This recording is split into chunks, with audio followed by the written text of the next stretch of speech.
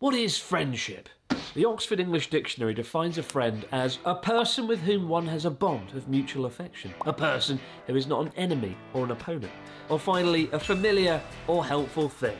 And Connor is most certainly a familiar or helpful thing. Well, most of the time anyway. Back in December, I took Connor on a whirlwind camping trip to a remote island in the Pacific where he had, and I quote, the worst night's sleep of his life. Now look, to be fair, it was pretty bad. And so this episode, the first and hopefully not the last since the ill-fated camping trip, is something of an apology tour to make it up to my good friend Connor. A surprise luxury trip where he'll dine on the finest sake and ramen in all of North Japan. All leading up to something very special, an overnight stay in the most isolated traditional inn in the entire country. And one that famously has no internet, no Wi-Fi, and no electricity. Okay, I know what you might be thinking. Wait a minute, this doesn't sound like a reward. This sounds like torture. You're torturing the poor boy. Get him looking away from this, at the bigger picture, at nature, at the world around him. And if that's not an incredible gift, if that's not an amazing reward, then quite frankly, I don't know what is. He's going to love it, trust me. Either that, or he's going to beat me to death with a stick. Well, Connor, here we are in Akita. Time to make it up to you after the camping debacle. I feel like your version of making it up to me is somehow making it worse. Why would you say no? That's just the normal Chris style, doubling down. No. Look at the scenery, taking the snow, the mountains. Clearly, this is going to be a good trip, right? I'm scared. I'm scared, Chris. Why are you scared? The last time you took me on an adventure, I nearly died. So You did. No, you didn't. You got a little bit cold in the bag. little bit cold? A little bit cold? It's fine. You didn't even bring us a fucking pillow, you dick. This is going to be... What are we doing this time, then? I've got a very special accommodation lined up for you tomorrow, right? Yeah.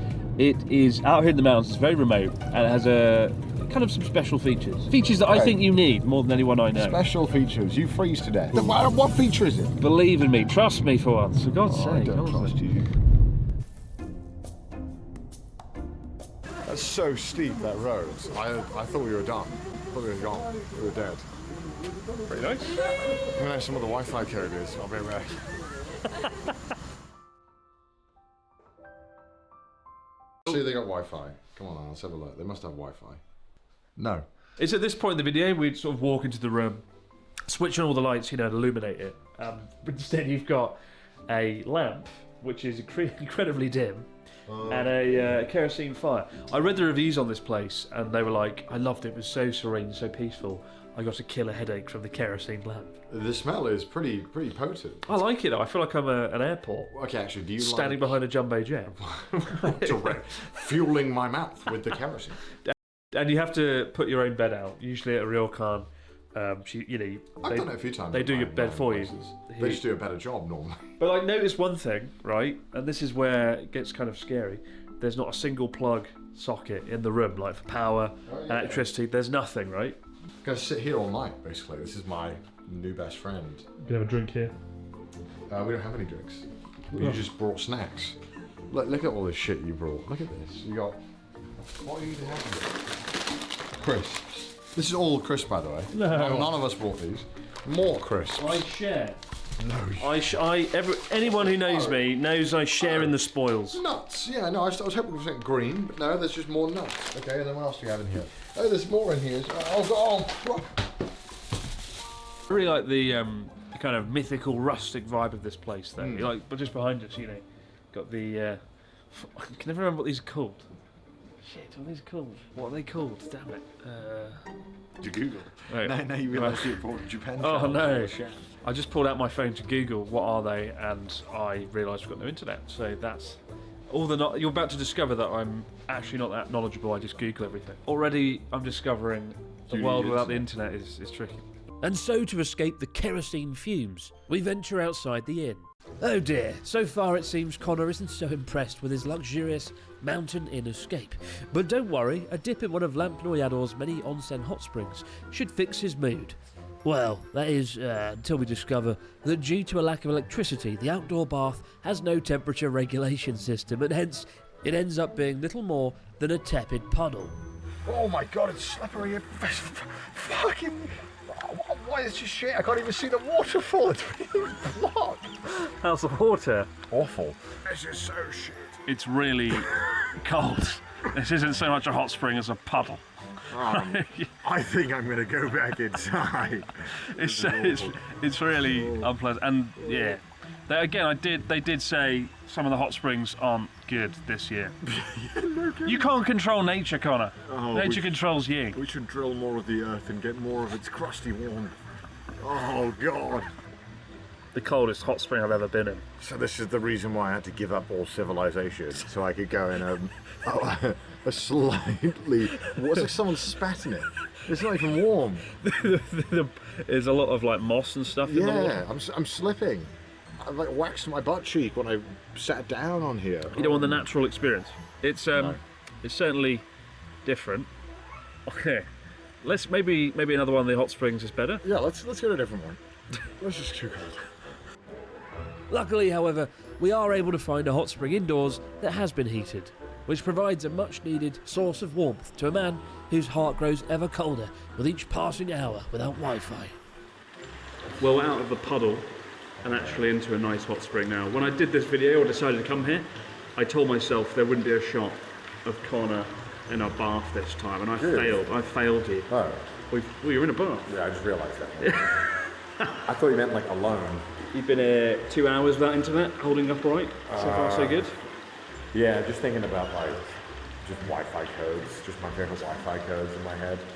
Just pass the time. 1, 2, 3, 4. Yeah, my favourite Wi-Fi codes of all time.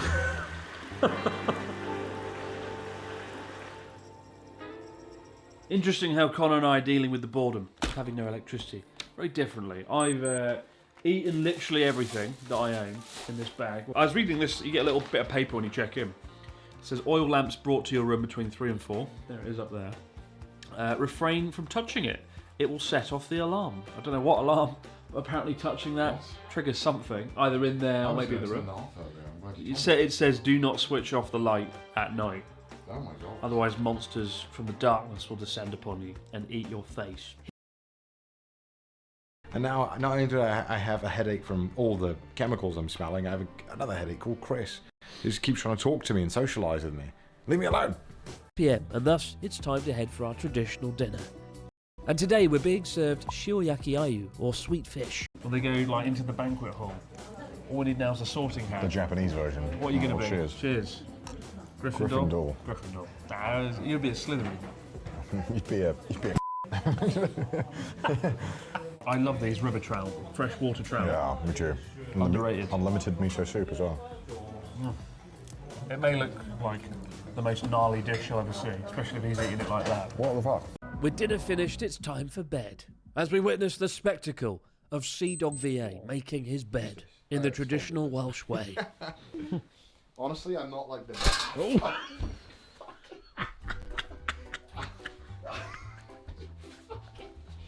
I mean, this is a treat, man. You get your own room, your bed. Oh yeah, it's great. You know, it's just a one tier above sleeping in the wilderness. I got to make my own bed. I have no internet. You know, on the island I had internet, right? So I was watching internet, yeah. I think I'm starting to realise what I value in life, and it's not a roof, it's not heat, it's internet. And electricity. Yeah, I mean, and not being cooked alive like yakitori while I sleep, or smelling like kerosene. This is awful. Oh, it's so thin. It's nice, but it's really thin. Do you think you'll be able to sleep here tonight? Oh yeah, it'll be fine.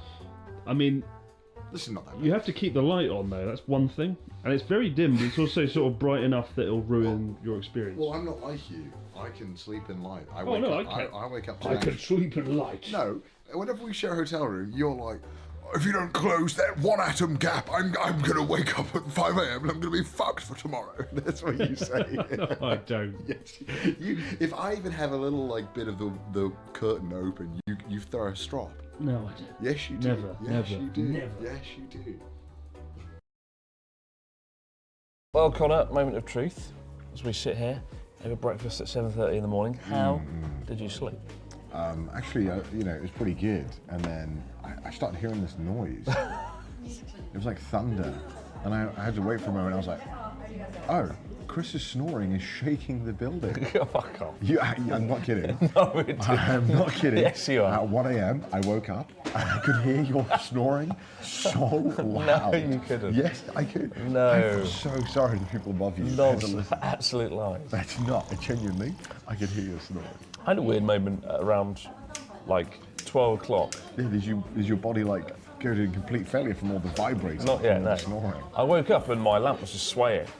And I was like, what the fuck? And I looked around for like wind or something. And I just wasn't. It was just swaying for no reason. I think I know what it was. What? It was the sheer volume of the snoring. How was the temperature? It was freezing. Yeah, it was really cold. It every time I like, I toss Take you and back turn. take you back to the island, right? Yes, except with a lot more blankets, so it was doable. I was too hot, and then I would like try and let a little bit of the cold in, and I'd get really cold too quickly. And then I'd turn my head over, and the other. As I toss and turn on my duvet of gold and silk. It's just a little bit cold over here. What a load of shit. It's fine. What do you want about? I had like Guantanamo Bay torture tactics with your No, snoring no. going on. Well, Connor, we've given you ramen, sake, fish. We've taken you off into the wilderness to a romantic, traditional inn. Have I made it up to you after the camping debacle? Oh, I'm sorry. Which part was supposed to make up to me? Was it the the freezing cold onsen, or was it the wet fish, or the time when I couldn't do any work? Oh, was it the time when I was freezing again while sleeping? Which part was it that was supposed to make up to me? I thought it was good. No, it was shit. I'm going home now. I tried my best. I tried to do my best by Connor. And my best is never good enough. Your best is shit, mate. Until next time, guys. Thanks for joining us. Pretty grateful, I think. I think I'm grateful.